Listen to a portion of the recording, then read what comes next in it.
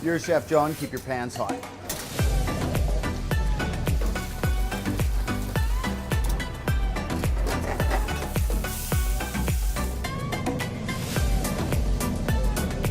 Now you guys are moving.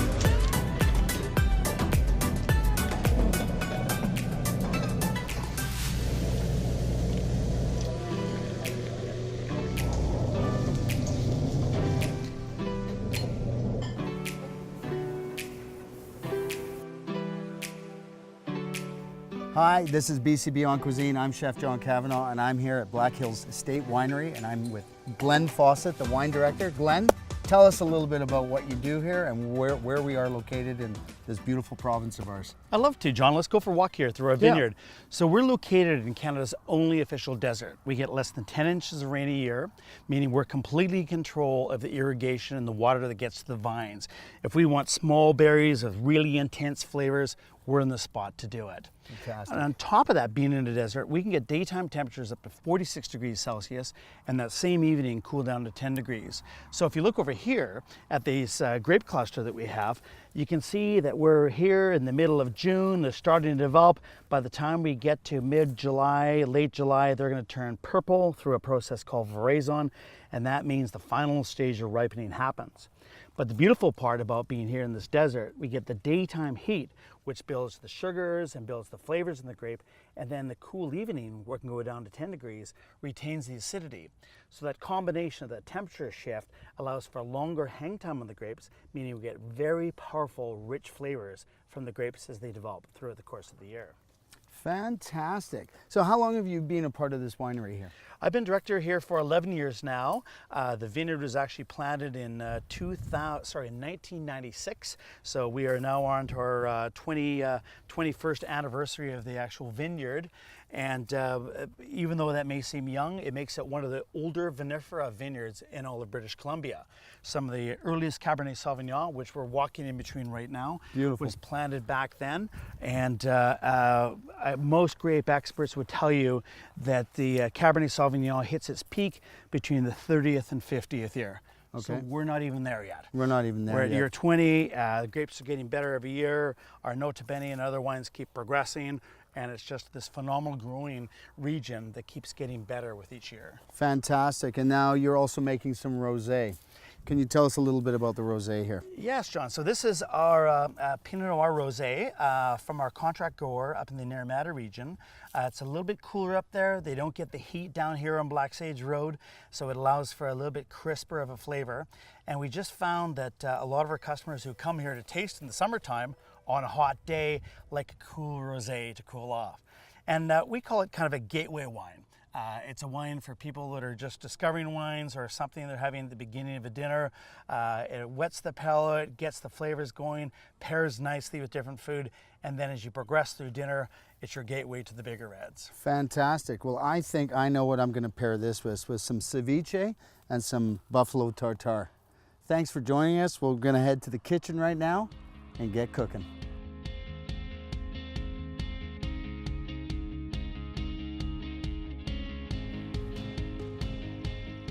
So excited to make our ceviche. I make this all the time in the restaurant, and I thought it'd be really exciting to pair it with the rosé that we're having here at Black Hills Winery. We've got a little bit of a poolside going on beside me. We've got the grapes behind me. Let's talk about our ingredients. So usually the Peruvian, it's a national Peruvian dish is what the ceviche, they say, claims. It came from basically the Moorish women that came through Granada 2,000 years ago.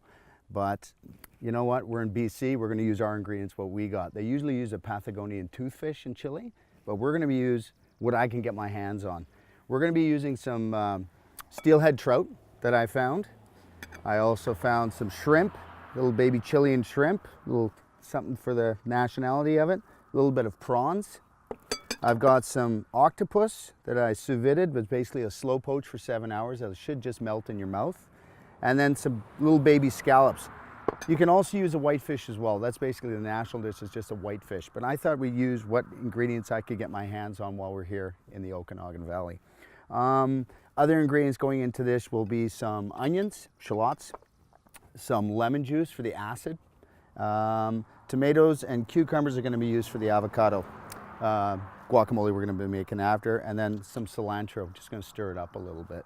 So first I'm going to start by getting the fish prepared. This is the trout, and easy way to do it is I just take a knife and I pull it off like this. Take the skin off because you can't really eat the skin on this particular dish. And then I'm just going to slice thin slices. Really simple. Now this fish, you can use frozen fish and defrost it. Just defrost it in your fridge. It takes a little bit longer. Don't defrost it leaving it out because it'll purge and it'll dry out a little bit. So as you can see, we're just going to lie the fish out.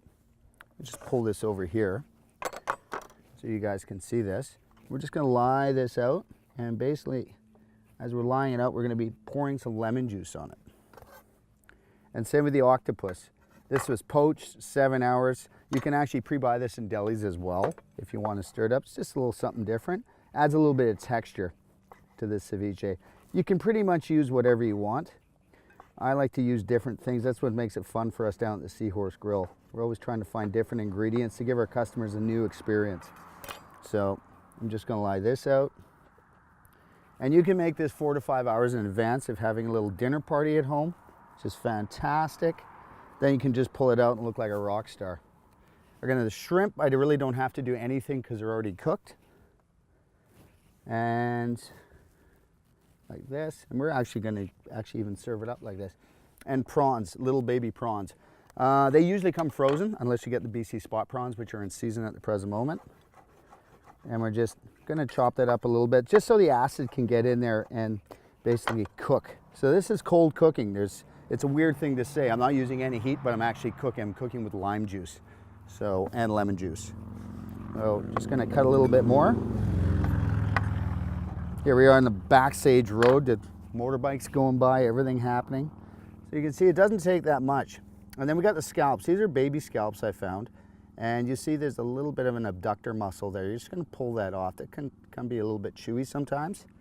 And these are so small, I'm actually not going to do anything with them. I'm just going to put them straight on the plate. You're going to pull these little muscles off. Abductor muscles they are. And like I said, get organized, get your list, pull it all off, put it in the fridge, do a couple more here. As you can see, we have a variety of seafood. It's a very simple dish to make. Anybody can make it at home. Just make sure your seafood is either super fresh or it's been frozen by a proper company. As you know, freezing doesn't kill bacteria. So there we are. This is ceviche. So I'm going to take some lemon juice and I'm just going to squeeze, and I basically almost want to cover the whole thing up. So, and I'll pick the pits out after. I mean, I could have used a strainer. This is more sexy this way. There we go. I'm going to use another one. As you can see already, it's starting to change color. The acid's just going in there and cooking it. Squeezing that on. So what I'm going to do is I'm just going to squeeze the rest of this lemon juice, and when we come back from commercial, we're going to throw this in the fridge. We're going to pull it out and show you how to decorate it up on a nice plate. We'll see you in a little bit.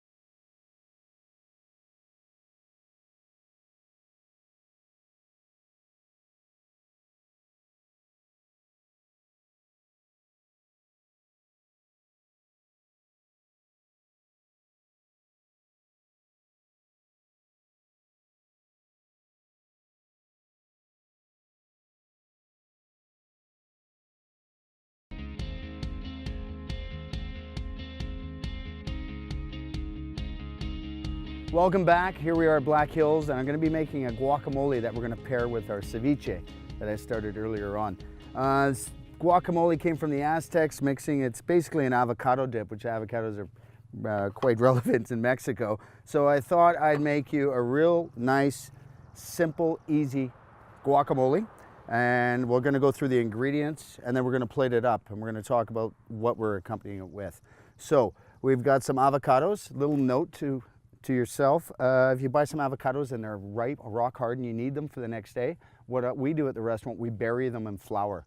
And what that does, it incubates them. And the vegetable needs to breathe, so it will basically almost start to break down and they'll become soft. Another little note is when you grab an avocado, touch the bottom. Don't grab and squeeze it, touch. If it's firm, soft to touch there, she's ready to go. Limes, lots of them.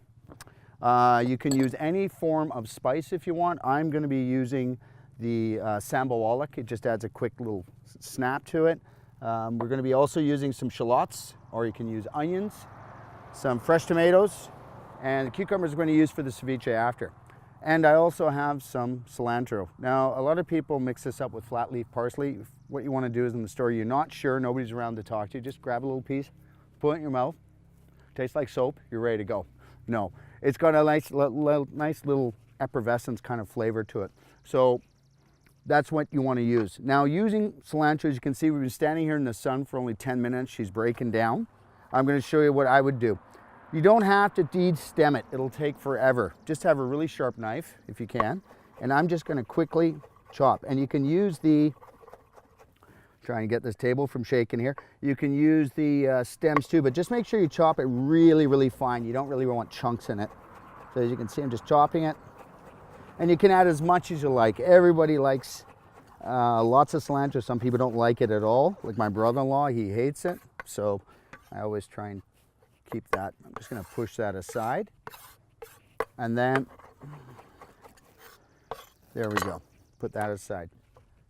The avocados. How to clean, how to pit an avocado. Going to put this knife down there. Again, be very careful if your knife is sharp. Come around the corner. Twist. Look at that. Oh yeah, it's nice. If you have a little bit of brown bits and some oxidization, you can always pick it out. Or when you add the lime juice, it will stop it from oxidizing. So don't worry too much. It depends what kind of a crowd you're dealing with here. So take those out, cut that, and then I'll show you another way to do it. Cut the avocado, open it up. See that there? Oh, don't panic. Just take a little spoon, pop that out. There you go. And I take the knife and I just twist it. Just don't let your dog eat those. And then you can do either one way. You can peel it, or you can just take a spoon and roll it around, throw it in the bowl. Make sure there's no bits and pieces in there. Again. And then basically we're going to just peel these as awkwardly as it is. Pull that over. So it's a real quick dish. You can make this probably in 5 or 6 minutes. Just really depends on how much you want to add to your party. So I'm going to take my little fork.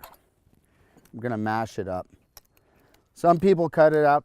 I'm just going to mash it up, keep all the flavors in the bowl itself.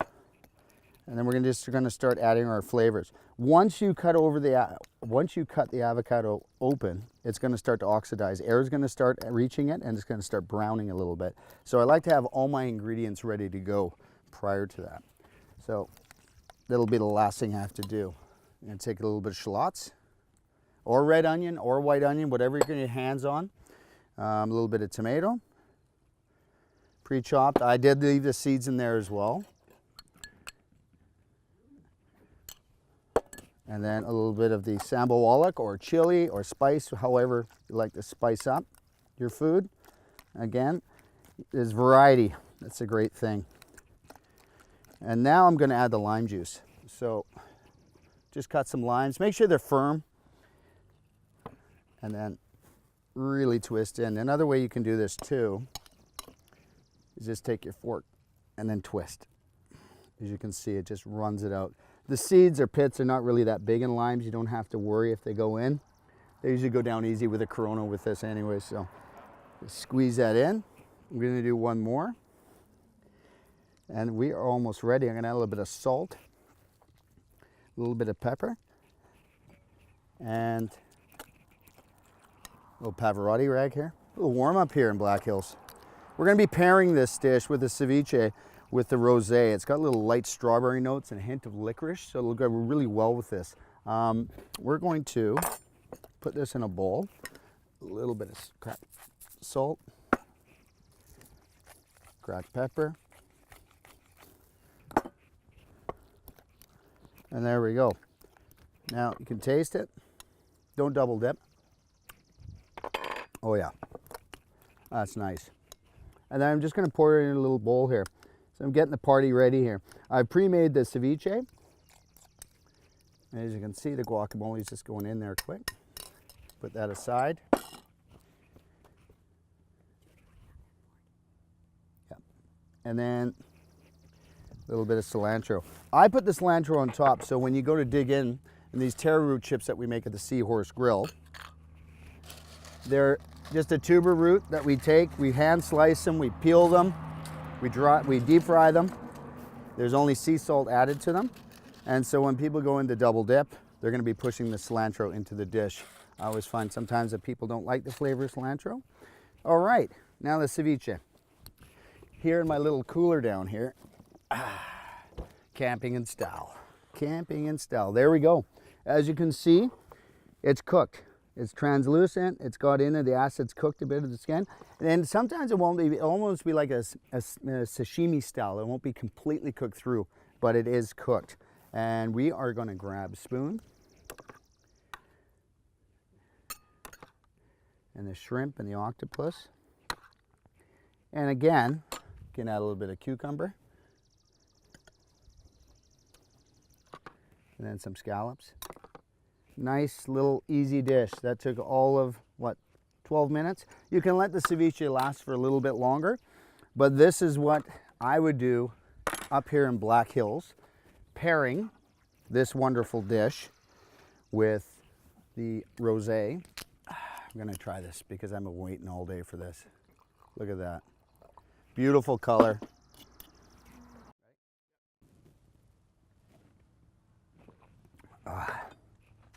Strawberry, hint of licorice, little tomato leaf going on there. Look at this. I'm gonna load up.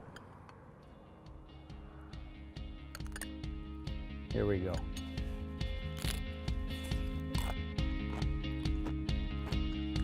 We'll be right back.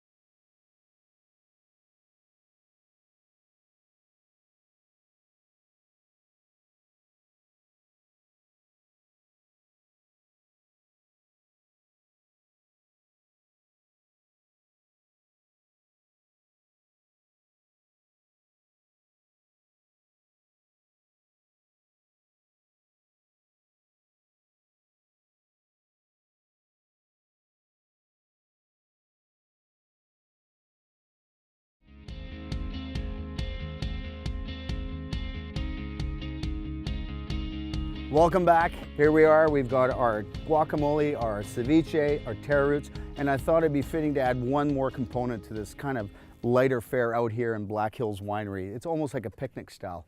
So what I've done a bison, petite tender. Yes, bison from Enderby Farms.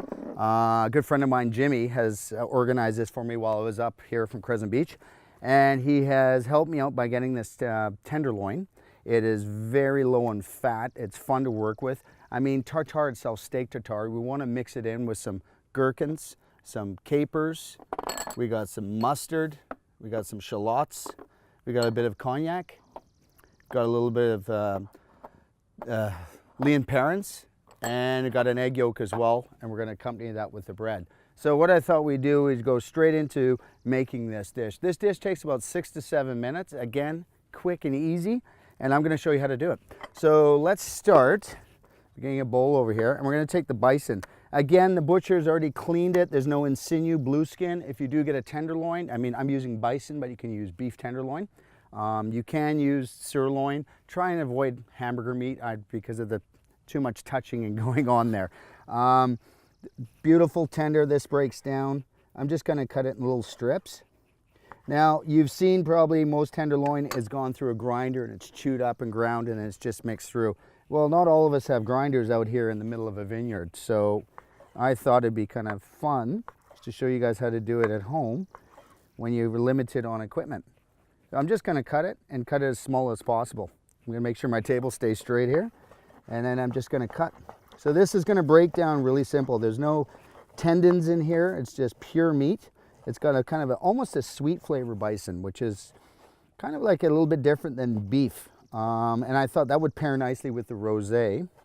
And as you see, again, oxidization. When we cut the meat, it's gonna start turning color in the next half hour. So you wanna have all your other ingredients ready before you put the whole dish together.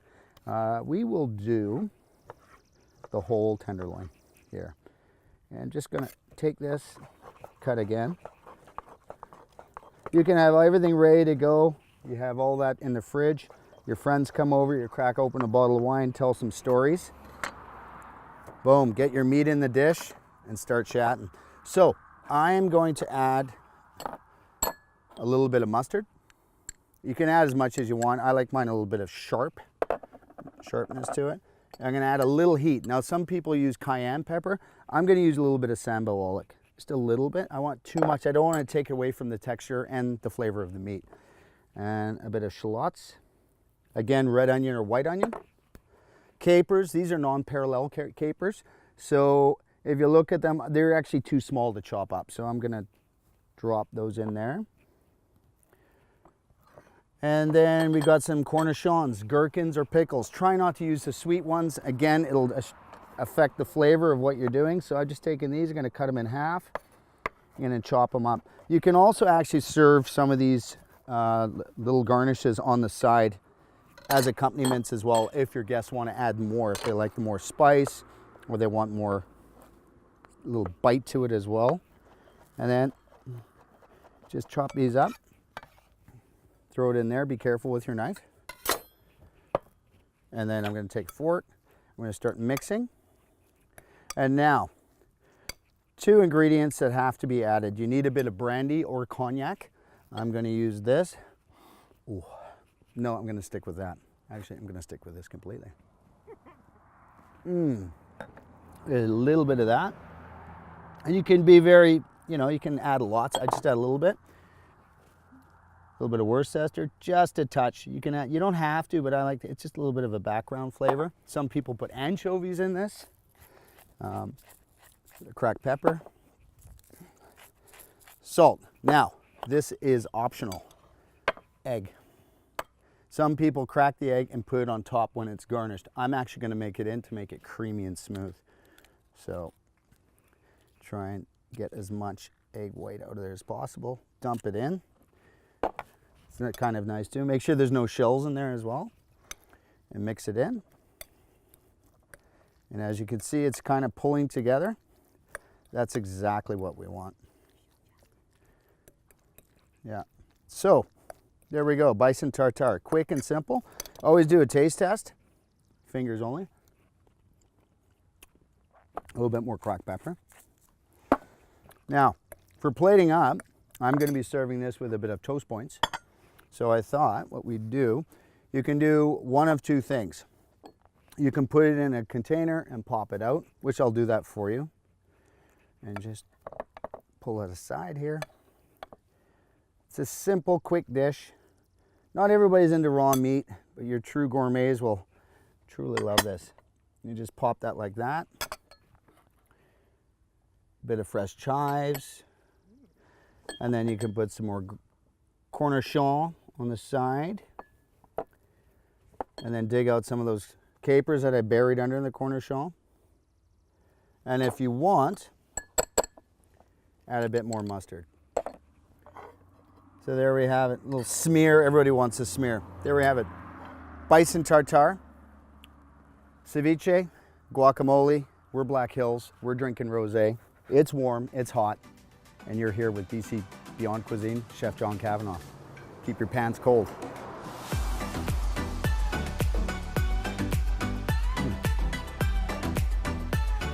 Yeah.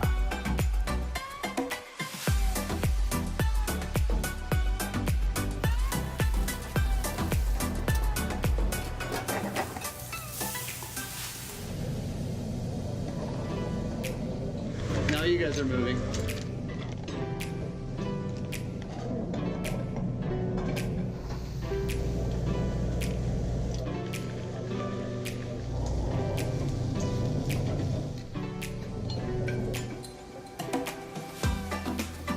Keep your pans